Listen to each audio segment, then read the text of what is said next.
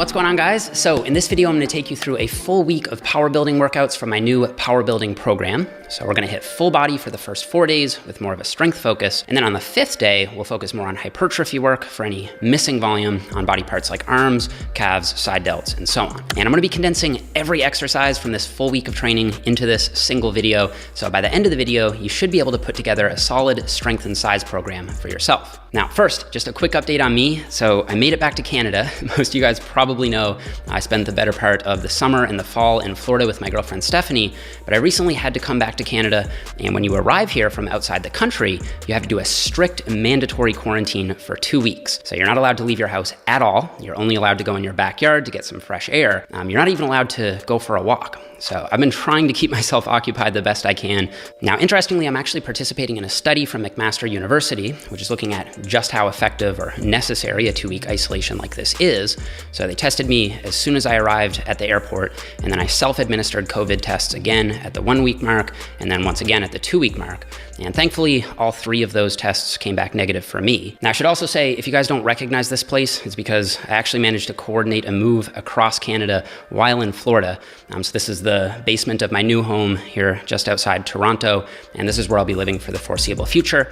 And Steph is coming to visit next month if all goes to plan, so we're hoping we're going to be reunited for Christmas. So for the last week, I filmed every set of every exercise. I even filmed myself filming myself. I had to get Bro Jeff to help out with that shot. So just for the sake of time, on each day, I'm just going to explain 1 or 2 exercises in detail, and then I'll just briefly show the technique on the others. So let's zoom in here on day 1. Now, before we get into the squat work, I want to quickly cover how I do my warm-ups. I've been getting asked about this quite a lot from people running my new program. So before anything, you want to get your heart rate up through some kind of cardio. Being locked at home, I personally just play on my mini hoop for 5 or 10 minutes, but it really can be anything that gets a little sweat going. Then I'll go through a series of dynamic stretching and foam rolling that I've discussed in other videos, so I'll just link that down below. And then from there, I'll do my pyramid warm-up sets. So on this day, I did the empty bar for 15 reps, 1 plate for 5 reps, 2 plates for 4 reps, 3 plates for 3 reps, and then I did 350 pounds for 1 rep before moving on to my first working top set from there. So for the record, when I say you need to do 4 or 5 warm-up sets in the program, these are the warm-up sets that I'm referring to, and you only need to do such an extensive warm-up for the heavy primary exercises. All right, so for the top sets, I'll give myself what's called an intensity bracket. So I'll have the option of going from 72.5 to 77.5% of my 1 rep max, depending on how I'm feeling that day. Now on this day, I was feeling strong, so I went with the high end of the bracket for 365 pounds for a set of 8. Now, I thought the bar speed and depth were both solid here, but I did notice a bit of knee valgus or inward knee cave, which in my opinion isn't nearly as big of a deal as some people make out of it. But if you do find that your knee valgus is getting worse over time, that could be a sign that you have weak glutes or you're just letting your technique slip. And I also noticed that my stance was a bit more narrow than I'd like. So after the top set, I stripped the weight back for my 2 back off sets. And this time I really focused on driving my knees out in the same direction as my toes. And I took a slightly wider stance as well. And I would say that's probably one of my favorite things about doing this top set, back off set approach. You can push yourself on that first set and then work on any technical errors you may have noticed on the slightly lighter sets after. All right, so after that, I moved on to some hypertrophy work on the overhead press, which has been moving up for me gradually. But the other lift that I want to focus on in this workout is the glute ham raise, which I set up as a Nordic ham curl by pinning my ankles under my stairs. Now, if you don't have stairs like this, you can easily kind of put your ankles under your couch, or you can just have someone pin your ankles down. Or if you're still going to the gym, you can set this up on a lat pull-down machine if you don't have a GHR machine in your gym. Regardless, the key here is to keep your hips as straight as possible and resist the negative as long as you can by really squeezing your hamstrings. Then once you can no longer resist falling forward, allow your body to fall into a push-up and then only push yourself up about halfway so you can still use your hamstrings again to finish out the concentric. And then to round out the workout, I did 3 sets each on the Helms row, where you pin your chest against the top of a bench and keep a pretty horizontal back angle, and the hammer curl, where you want to squeeze the dumbbell as hard as you can throughout the curl to really engage that brachioradialis muscle on the back of the forearm. Okay, so the next day was another full body day, this time focusing on the deadlift and bench press. So for the deadlift, I'm doing 4 sets of 2 reps at 85% of my 1 rep max. And you may notice here that I'm not wearing a belt for these sets.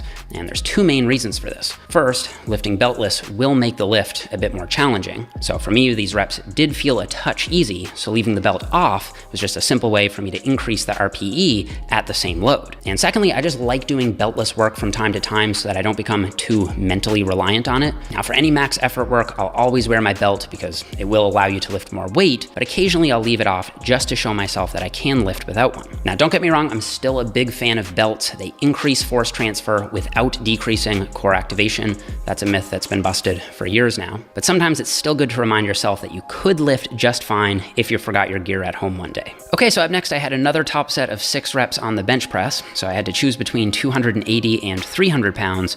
I was feeling a bit of fatigue from the deadlift still, so I went with 295, close to the top end of the range.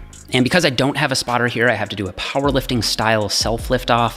And yes, this is legal in competition, where you just lift your butt way up off the bench during the lift off and then drop your butt down onto the bench after you unrack. Now looking at the top set here, you can see that the reps and pauses are all moving pretty fast and well controlled to the point that by the 4th or 5th rep, I was thinking I would just go for 7 or 8 reps instead. But as you can see on that 6th rep, the barbell actually hits the left safety pin and that just completely threw off my balance. So I called the set off there. But then because I did feel like I left a little bit of potential on the table on that top set, I did increase the weight a little bit from what was planned for the back off work. So I did 2 back off sets for 8 reps each with 275 pounds after the top set. And I'll just show you guys what the last few reps of the last set looked like here for me, so you can get a gauge of what your exertion level should be like for these back off sets early on in the program.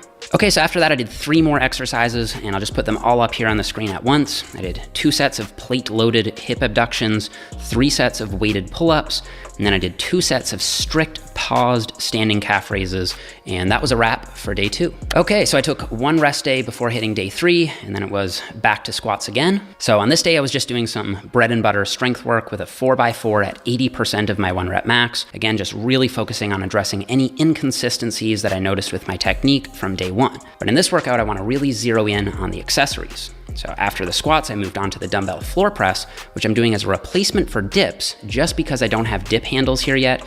And even though the floor press does sometimes get a bad rap as being an inferior hypertrophy exercise, because you do need to cut the range of motion slightly short when your elbows reach the floor, I personally think that's a bit overblown. First of all, even though range of motion is very important, the science is not perfectly clear on just how much it matters and to what extent it matters.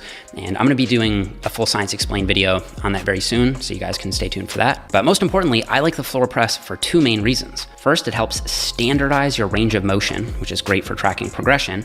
You know the dumbbells are gonna travel the exact same distance on each and every rep from week to week. And secondly, if you mimic close grip mechanics, so essentially bring the dumbbells down and forward, these can really smash your triceps and have quite a lot of carryover to the top half of the bench press. Now, on the other hand, if you're trying to replicate the stretch on the pecs that you get from a dip, you might want to go with an extended range of motion flat dumbbell press instead, which is a fine substitute as well, just would serve a slightly different purpose. Okay, after that I moved on to 3 sets of hanging leg raises, and one thing you'll notice here is I've set up the barbell so it runs across my lower chest. And I like this because it helps prevent swinging and momentum, but yet still doesn't lock you in from behind like a Roman ab chair would, because the barbell is actually in front of you. And I do find this really helps me get a much better mind-muscle connection with my lower abs as I swing my knees out and up toward my chest. After that, I hit 3 sets of lat pullovers. Again, here you have a few different options depending on what you're trying to target the most. If you're trying to hit the lats the hardest in the contracted position, you can do them with bands and you'll feel a crazy lat squeeze at the bottom. However, what I don't like so much about the bands is you have almost 0 tension in the stretched position at the top. So for my working sets, I set these up on a bench using a dumbbell,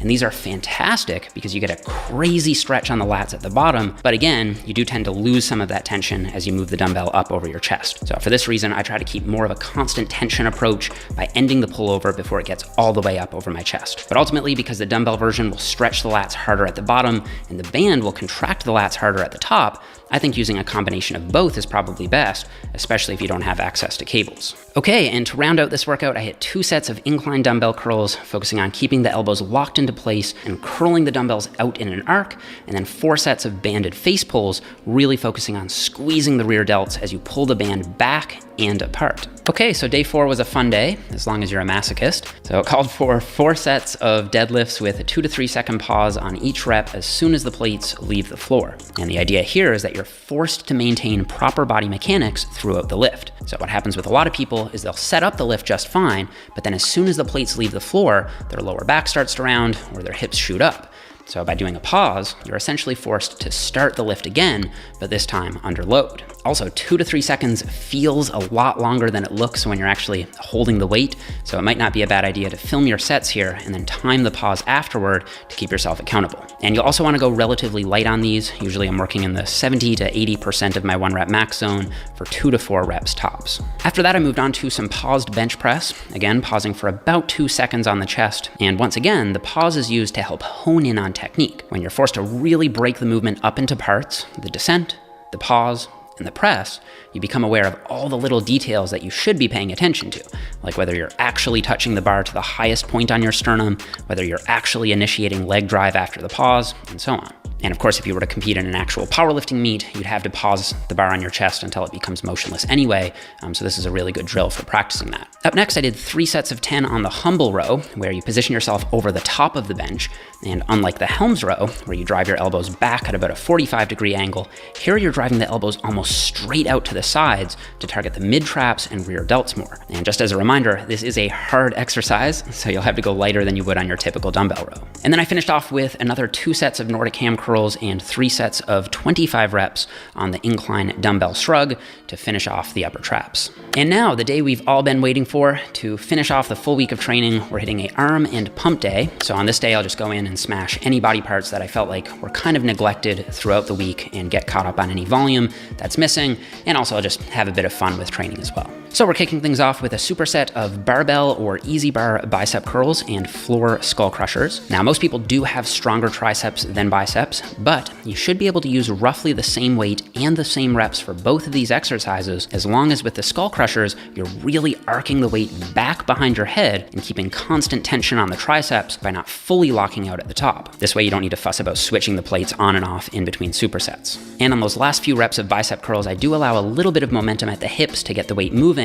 but then I always control and resist the negative, as I do find that slight bit of cheating allows me to crank out quite a few more reps. And for this exercise, on a pump day, that's a trade-off that's worth it for me. All right, after that, we've got another superset of what I call reverse 21s on incline curls and tricep press downs. So let's take a look at the curls here first. So we do the first 7 reps with a full range of motion, then 7 half reps hitting just the top half of the curl, and then we finish out the set with 7 reps in the bottom half of the curl. And I think this is better than the traditional 21s approach because you go from hardest to easiest. So the degree of difficulty matches your level of bicep fatigue much better, and in that sense, it counts as a sort of mechanical drop set. And then for the push downs, it's a similar idea. You go from hardest to easiest, so 7 reps with the full range of motion, then 7 reps just using the bottom half, then 7 reps with just the top half. And this isn't a technique that I'll do a whole lot, but for an isolation exercise like this, I think it does make sense, and it also gives you a crazy pump. All right, now I'm gonna blast through this last part. So after that, I did a giant set, so 4 consecutive supersets of what's gonna seem like totally random exercises: